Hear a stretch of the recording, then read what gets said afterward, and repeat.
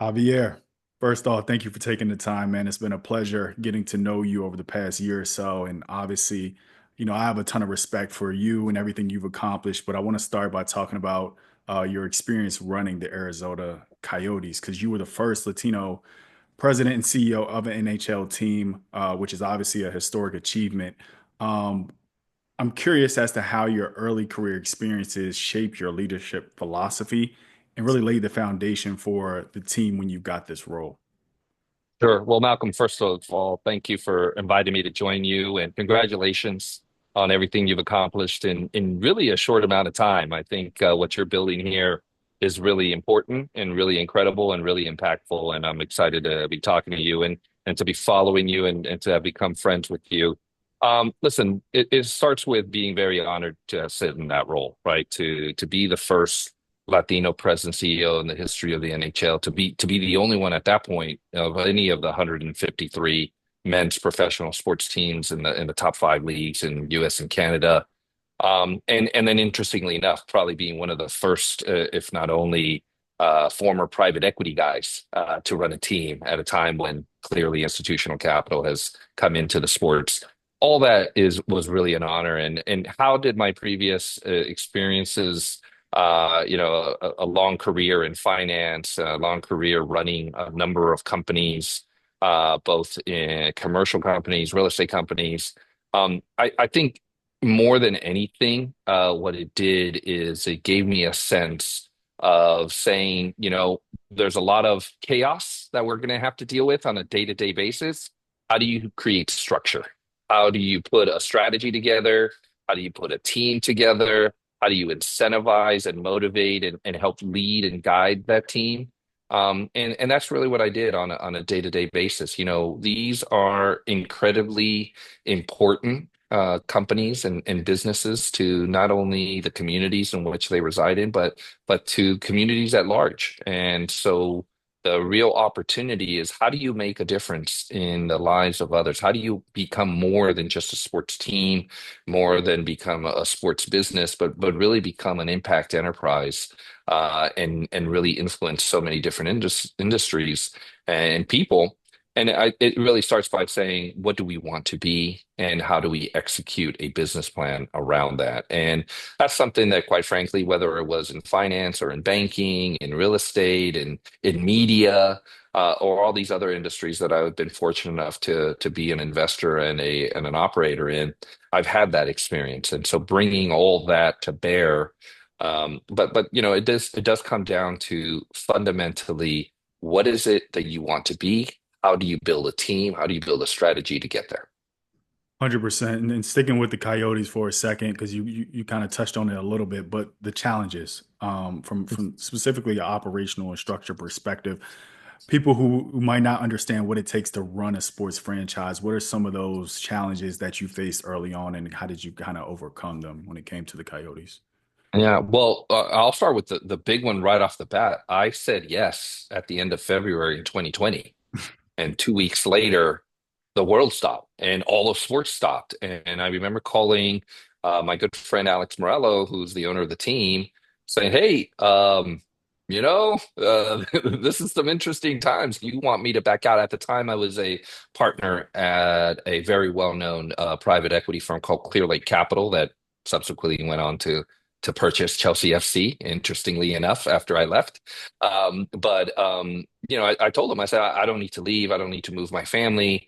And his response was, no, no, you actually have to show up sooner, because this is going to need really all hands on deck to try to get us through what was really uncertain times. So the biggest challenge start with the fact that I changed careers. I left Los Angeles with my family to Arizona, literally in the middle of a global pandemic. I mean, I purchased a home that I had come to see for 45 minutes and then couldn't come back because of the COVID restrictions.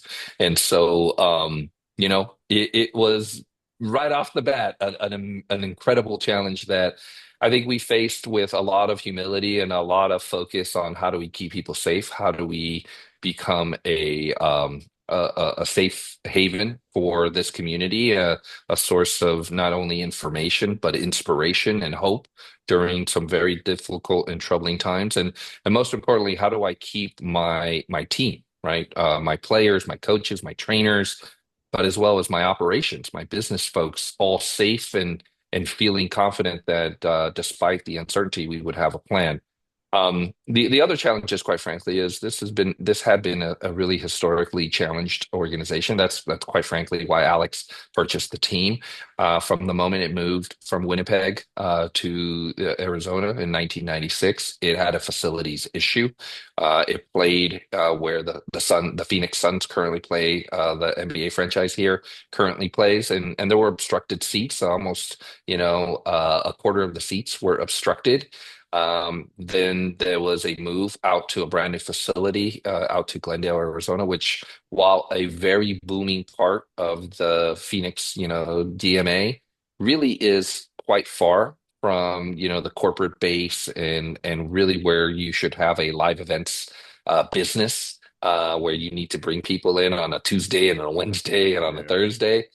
So it really kind of was challenged. You had a series of owners and ownership, sort of challenges where there was a kind of a cloud hanging over this organization for many, many years about relocation.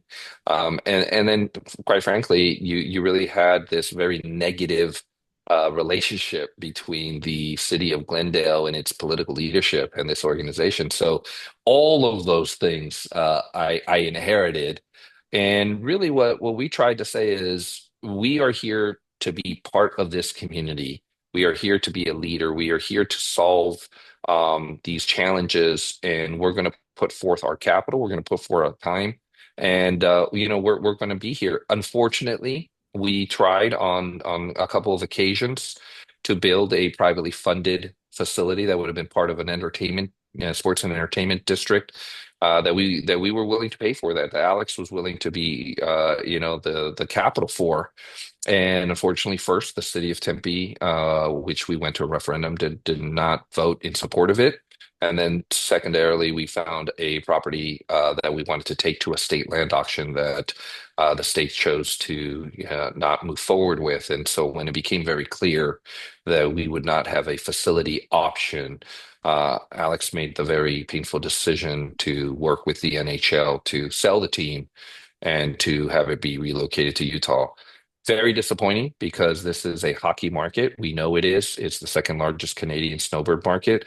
It also is a very important entity to this community. And I felt the biggest thing I was most proud of is during my time leading the organization, we really leaned into being this community leader and really, I think, positioned ourselves. And I think it's safe to say that the people heard about the Coyotes, not only in Arizona, but around the country and throughout sports in a way that they hadn't. We were present. We were leaning in to being, a community leader and an impact enterprise. And sadly, we were unable to kind of make it happen. But I mean, there's so many challenges that Commissioner Gary Bettman still to this day tells me I need to write a book. And I find that very rich coming from a guy who actually locked out his league twice. Yeah. So and his commentary is like, yeah, but you went through a lot. And that's not even getting into having to hire a GM within the first, 30 days and having to, renounce our first draft pick because there was just a selection that at the end of the day we did not align with our values. So there was a lot that happened, in particular that first year.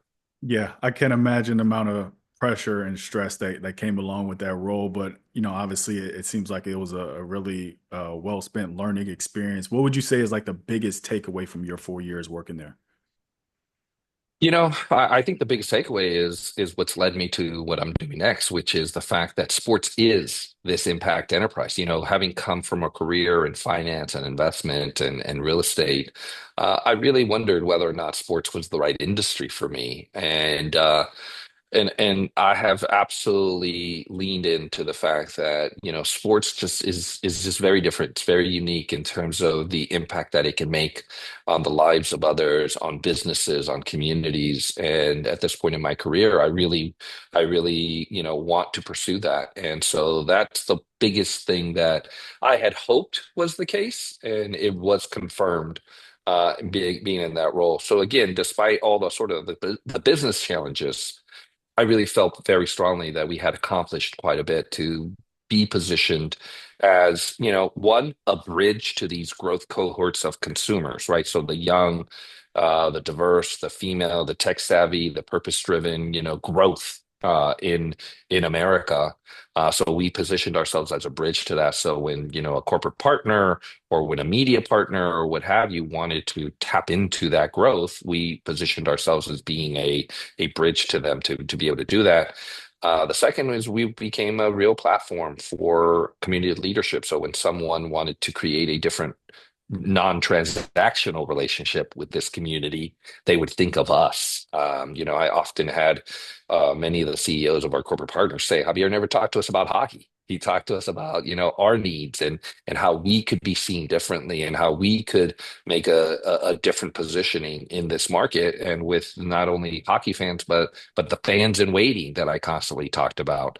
So I was very proud of that, and I think in general I really felt like we did some very, very, very good things that have really led me to want to continue to be in sports. And then you overlay that with the fact that in these last, call it 5 years that I've been in this industry, it's really become this institutional class that you now see many of my former colleagues and partners and firms that I dealt with in my private equity and in my real estate experience now wanting to really be a part of this sports industry, and I'm excited about that.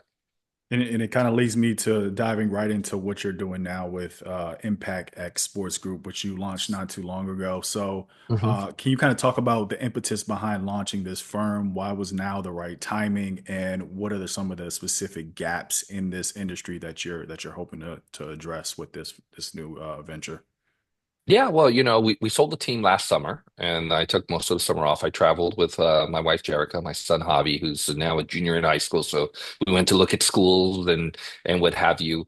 And then shortly after Labor Day, I started fielding the calls from many of the private equity funds that have decided to create a dedicated, whether it's a fund or a team or a vertical. And we had some very meaningful conversations, and I definitely considered some of their offers to join them. But every conversation I had, I kept coming home and thinking, okay, so when I sat in the chair, what was the opportunity, and did it match what they're focused on, right? And one of the things that I saw was, you know, there were things right in front of me that I had to deal with every single day to keep the train on the tracks, right? I had to deal with media rights and our media contracts. I had to deal with a facility. I had to deal with my sporting side and, improving the team. And so there were things right in front of me that really took up most of my time. But to the side were all these great opportunities that, were not so much centered on the team and more so on us as a enterprise. And so whether it was real estate, whether it's health and wellness opportunities, whether it was taking our intellectual property and launching new opportunities, the international market, the female, the youth market, all of these things that I wish I had both, the ability to deploy capital into, but also the bandwidth to take advantage of, right? And so when I thought about that, I said, I think that is the opportunity I want to go pursue. So I've gone back to all the PE guys and said, hey, I'd like to take your money. I'd like to have you deploy capital with me as your partner. And then on the other side, what I want to do with ImpactX is to partner and create joint ventures with teams and with leagues and with universities and say, okay, I want to be your partner. I want to bring capital. I want to bring an operating execution resource. What are the things, if you have this, that you would pursue? Is it creating an international strategy where you create a real full-time presence? Is it buying up your youth, leagues and your youth sports market? Is it taking your property, your intellectual property, and actually launching new businesses off of that could be accretive, whether they're health and wellness, technology. I'm talking to a motorsport league about launching body shops and mechanic schools, which makes absolute sense, right? Mhm. But again, they're so focused on what's right in front of them, which I totally get because I've sat in that chair, that this isn't something that they can necessarily go after. I want to be their partner and I want to be the conduit of capital to do so. So what I talk a lot about, it's about focusing not on the sports teams or the sports leagues, but on the sports enterprises. So looking at the holdco opportunities, not the team co opportunities, and to do so as a partner with the team and with the league or with the university, which will be a whole nother conversation that I Yeah. think is will happen as they seek to expand sort of their revenue model. And so it's generated a lot of interest, both from the investment side as well as from the team and league and the university side. And I see me uniquely positioned to be sitting between both of them and executing on this and really going to them and say, what is it that you want to do, as opposed to me telling you this is what I want to extract from you. And it's a I think a very, very unique approach to what we're seeing in sports investment and sports operations. Yeah, for sure. No, I love it. And I want to come back to it, but I want to touch on minority representation in sports ownership because obviously it's still relatively small. We're Mhm. seeing a ton of interest. Is part of Impact X to help increase the number of minorities in sports team ownership for you or for the firm, or also like why is this even critical or something that you think is important for the industry to have? Sure. Well, I appreciate the question because, as you know, I've been asked this, given who I am and what I've been unapologetic about saying, right? The sports industry is a really important industry. It's an economic driver. It is an influence on culture, and these are just really profoundly impactful community assets. So it is a important industry.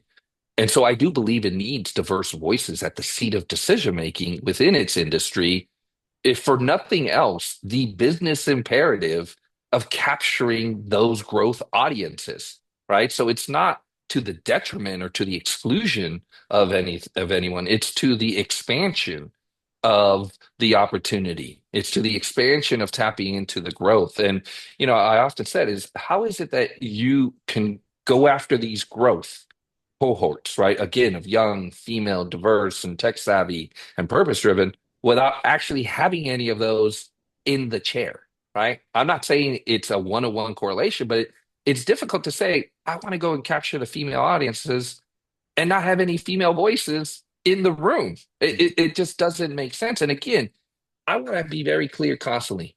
This is a business imperative. This isn't a issue of DEI or community, relations or philanthropy. This is the business imperative. Sports is a consumer business. So if you want to go after the growth in the consumer base, I think it's important to have folks that can have the cultural nuances and to have the knowledge and the experience and the personal history that can help guide your decision making. And so for me, I think it's important to have diverse voices at every level of sports, whether it's ownership, whether it's in the C-suite and the executive management, whether it's in our partners at the media companies, at the brands, at the leagues. So for me, it is an expansive conversation to say, let's bring diverse voices into this industry as a whole, as well as specifically into the seats of decision making, because again, this is an important industry. And I think it's important to then have diverse voices at that seat. And so, when I get asked that question, I start with saying, this is a business imperative. If this is a consumer business and you want to capture that consumer growth that looks like this, then I think it's important for you to have that knowledge base to help you make better decisions, to help you create better strategies, and to have better results. Yeah, super insightful. It also leads me to talking about Latino in sports, which is another organization which you help found and run. Can you talk about the objective with this platform and kind of what the Yeah. vision is long term? Well, when I took the role, and I found out quickly that I was the only CEO, Latino CEO, running a team. I said again, sports is important. Latinos are important to sports, right? Or sports are important. I always get the grammar corrected. Sports are important. Latinos are important to sports. And again, this isn't just because I'm Latino. It's because when you look at the demographic drivers of, in particular, the economic centers where these professional sports teams are. Los Angeles, New York, Chicago, Miami, Dallas, Vegas, Arizona. I can go on and on. And you look at the importance of the Latino consumer in those cities, in those markets, to these teams, to these leagues as viewers, as fans, as social media followers, as buyers of merchandise. I think it's important, one, to elevate that discussion of that impact so that teams and leagues can incorporate that into their strategies, A, and B, for those teams and leagues and universities that are actually doing that, for them to amplify it and to highlight it. What I say constantly is this is a business imperative for you to partner with us because you then get positioned as that bridge to this cohort for your own partners, whether they're fans, whether they're corporate partners, or what have you. And so again, the premise behind this was to say, this is a cohort that's driving the growth, not only in the consumer base, but specifically in the industry of sports. Let's highlight that impact. Let's create, convenings around those that are actually in that space and also non-Latino decision makers that are in sports. Let's bring together, it's a multi-strategy platform where we have these convenings that have been very high profile. We have CNBC as our business partner, media partner, because they understand this as a business imperative. We have ESPN as our sports media partner. But so we have convenings. Then we have obviously this content and research component to be able to create the data that gets out into the marketplace about the impact of Latinos as fans and as fans in waiting. And then we're creating this community, right, where we're helping those that are in the sports business, but also to encourage others to come into this. So for me, again, starts and stops with this being a business imperative, us creating a platform that is multi-strategy in order to push that Latinos have this incredible impact on the sports industry and to be a solution provider for teams and leagues and universities that want to understand the impact of this community and want to actually, move forward on that and to identify individuals that they should have in their workforce, that should have in their C-suite.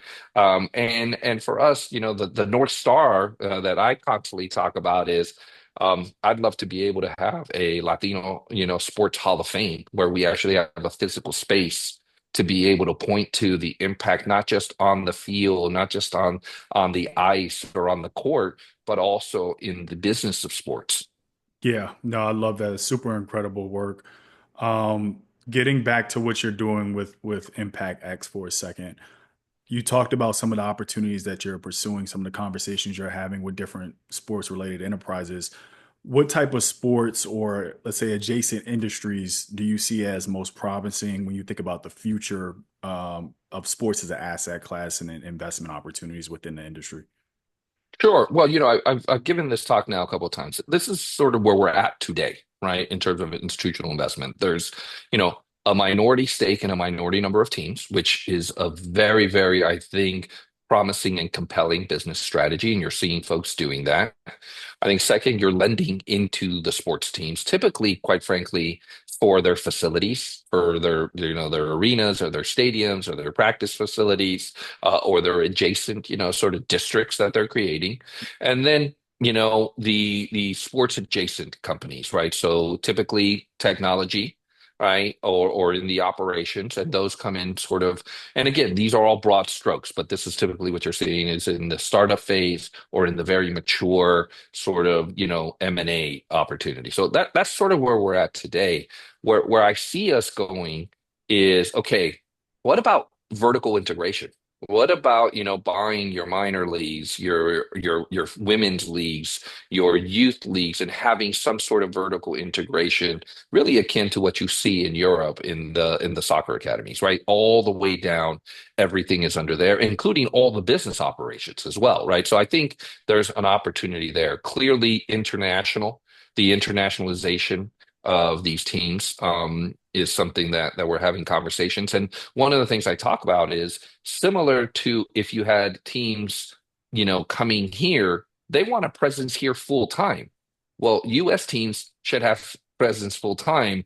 They can't, it can't be event driven. It can't be episodic. It can't be let's go play a game and then leave. It's no, let's have a full-time presence, whether it's a practice facility, whether it's a training facility or what have you, whether it's a content studio or merchandising or any of those types of things. It's really let's have something where we're there full time, Mhm. right? And that's a conversation I'm having.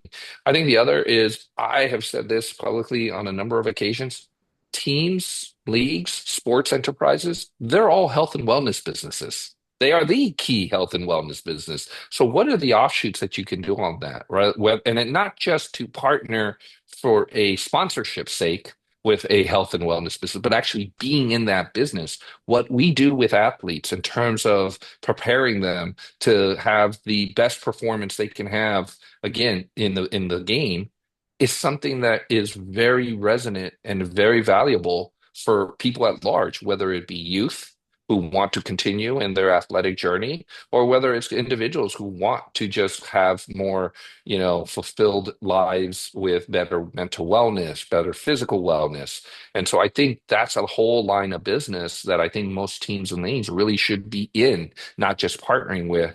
I think technology, we are very much a technology business. We're very much a media and consumer business. And so actually being in those businesses as adjacent and as affiliates under a holdco structure as part of the enterprise are things that I'm pursuing. And I think finally, really it's how do you take the most valuable intellectual property in the world and really leverage it. And I point to, the Dallas Cowboys, and everyone says, "Oh, look what they've done, obviously with the stadium, and look what they've done with the Star." I go, "Yeah, but look at the operating companies they've built, right? The Cowboys have one of the more successful catering businesses out of the Star for the Dallas Fort Worth Metroplex areas. I didn't Why? know that. Because you too, right, can eat what Dak Prescott and Micah Parsons eats, right? And you too can have that level of hospitality. Think about that. That is so almost third level from being a NFL franchise, right? Now you're talking about not just a physical space that they've created, but then the operating business out of that. That's what I'm talking about in terms of leveraging your intellectual property to its fullest extent. That's super interesting. I didn't know that. So you taught me something new today. Yep. As we wind down here, couple more questions. With rising franchise valuations, we talked about private equity coming into the space. How do you see the future of sports ownership evolving? Do you think there's a path for ownership for, let's say, a broader range of investors, like retail investors, or do you think it'll become more of an exclusive asset class over time?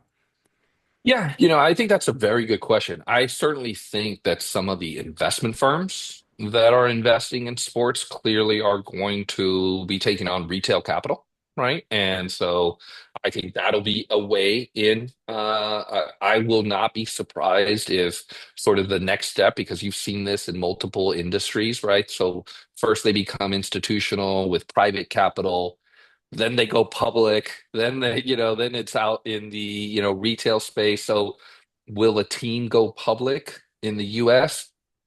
Maybe, right? And I would bet that it will in some way, shape, or form.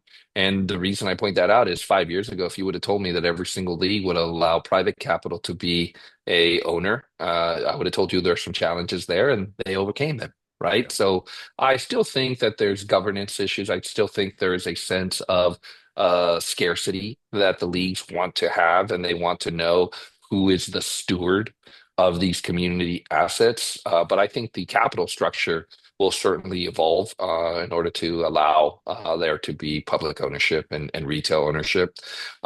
I do think that you're going to see people ask me all the time, are we at peak values? And I always reference what Tony Ressler said at a conference late fall, where he says, we have yet to touch the international component of our business.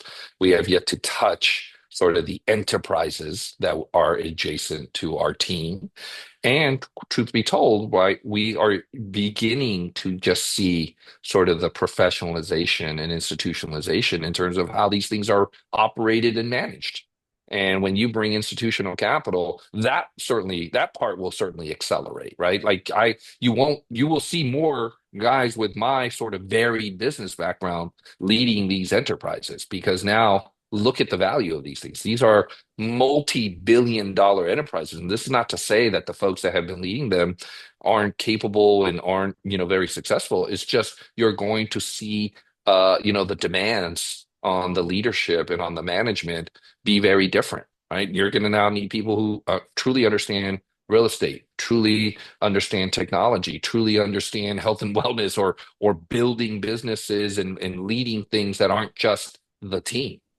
And I think you're going to see that lead to even more opportunity, more creativity, more, leveraging again this incredibly valuable intellectual property into new areas that we had never thought of before. 100%. That's all really good points. And last question, like for someone, maybe a high net worth individual who's looking from the outside in, wants to get involved in the industry, what advice would you give them on wanting to invest in sports as an asset class? Yeah. I think the first thing I always remember is my good friend Jose Feliciano was actually one of my best friends, my former roommate who founded Clear Lake, and he talked about his efforts with his partner Badat Bali and their wives to try to purchase at that point the Washington Redskins.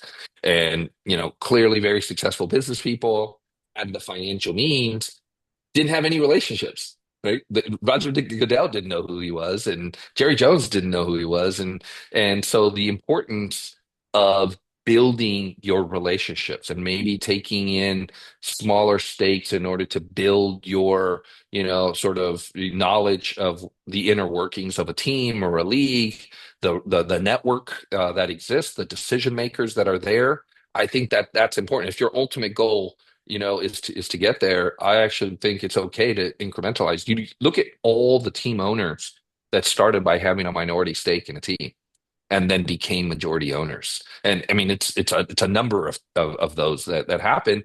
And I do think that that's important. That's one path. The other path is I do think that more and more you're going to see whether it's these private equity funds that you can invest in or publicly traded vehicles that maybe you can invest in or more retail platforms. I know of at least one of the institutional investors in sports that's kind of out in the market with sort of a high net worth target to invest in their fund, which would then invest in minority stakes in teams and in lending across the sports ecosystem. I think that's another path, and that's what you want to accomplish. But I think in general, it's becoming knowledgeable, becoming a part of this industry, not just kind of lobbying in your interest. Javier, this has been great, man. Always learn something new from you. Last but not least, let everybody know where they can learn more about you, what you're doing with ImpactX, etc. No, I appreciate it. Well, obviously, ImpactXSports.com is what we're doing. LatinosInSports.com, if you want to learn more about that. Our next convening, by the way, is upcoming May 2nd as part of the Miami F1. As you know, we do three major tentpole events. One is at the Miami F1, then the US Open in the fall in New York, and then we just did one that would have been part of the PGA's Genesis Invitational in Los Angeles. But if people want to check it out, they can do so. And again, Malcolm, congrats on everything you're doing. Love to, continue to be connected to you and to your efforts. And this is what we need. We need more incredible people in this sports looking at it holistically and approaching it in a different way. And so I'm a part. I'm happy to be a part of it. Appreciate it, my guy. I'm looking forward to seeing you May 2nd. Take care.